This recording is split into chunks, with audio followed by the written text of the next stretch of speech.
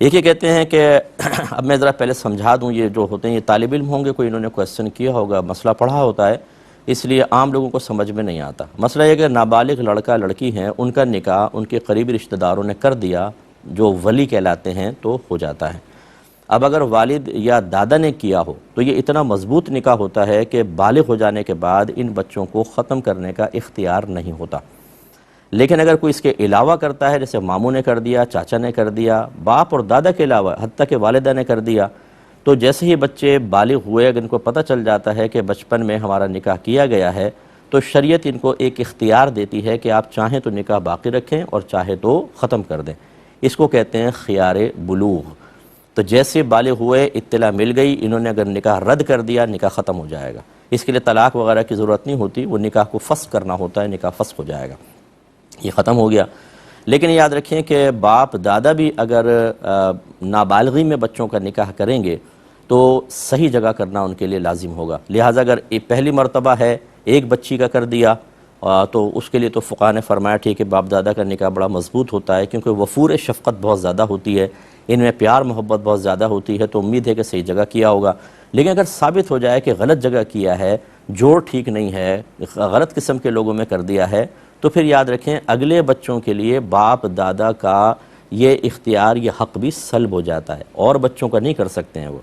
ہمارے ہاں مطلب شریعت چونکہ ہم جانتے نہیں ہیں، کہیں تو بچے سرکش ہو رہے ہیں اور کہیں بڑے اپنے اختیارات کا غلط استعمال کر رہے ہیں، کہ وہ کہتے ہیں کہ جہاں ہم نے اشارہ کر دیا وہاں تمہیں نکاح کرنا ہوگا، اس کے علاوہ نہیں کرنا ہوگا۔ یہ تو نابالغ بچوں کا مسئلہ ہے کہ اگر ایک کا غلط کر دیا تو اگلے کے لیے ان کا اختیار سلب کر لیا جائے گا۔ یہاں بالغوں کے ساتھ زبردستی کر کے اور بے جوڑ نکاح کروا دیے جاتے ہیں، اور اس میں بچے سخت اذیت والی زندگی گزارنے پر مجبور ہو جاتے ہیں، اور بعد اوقات تو بعد میں وہ چلتی نہیں ہے لائف، زندگی ڈسٹرب ہو جاتی ہے، وہ طلاقیں ہو جاتی ہیں۔ بلکہ یہاں تک میں نے دیکھا ہے کہ کبھی ضد میں بچوں کی شادی کروا دی گئی ہے کہ ہماری ضد ہے، کرنا ہی پڑے گا۔ جب ہو گیا، اب لڑکا کہتا ہے میرا ذہن نہیں مل رہا، میں پریشان ہوں، تو ماں کہتی ہے اچھا چاہو تو طلاق دے دو۔ یعنی اپنی ضد پوری کر کے آپ نے کسی کی بچی کی زندگی کو برباد کر دیا، اور اب آپ کہتی ہیں اب طلاق دے دو، ٹھیک ہے تم اپنی مرضی سے کر لو۔ تو پہلے ہی یہ سب چیزیں کہاں چلی گئی تھیں؟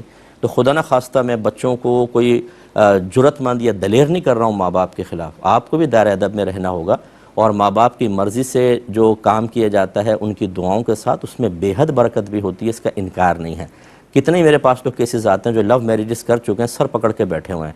پہلے تو ایسا لگتا تھا کہ یہ حور نہیں ملی تو پوری دنیا تباہ ہو جائے گی، میں اب خودکشی کر لوں گا، اور وہ حور مل گئی تو اس کے بڑھ کے لنگور کوئی نہ رہا، اور اتنا یعنی وہ فیڈ اپ ہو جاتے ہیں ایک دوسرے کے ساتھ کہ شکل دیکھنا پسند نہیں کرتے ہیں، بے برکتی پیدا ہوتی ہے۔ ہر ایک لو میرج میں ایسی نہیں ہے لیکن ہوتی ہے۔ تو میں خدا نہ خواستہ اولاد کو باغی نہیں کر رہا ہوں، لیکن ماں باپ کو بھی سمجھنا چاہیے کہ جب ایک حق شریعت نے آپ کو ماں باپ ہونے کی حیثیت سے دیا ہے، تو اس شریعت کو آپ کو ہر جگہ آپ کو بھی تو فالو کرنا چاہیے، جس نے آپ کو اتنی عزت دی ہے، احترام دیا ہے، بچوں کو آپ کے تابع کر دیا ہے۔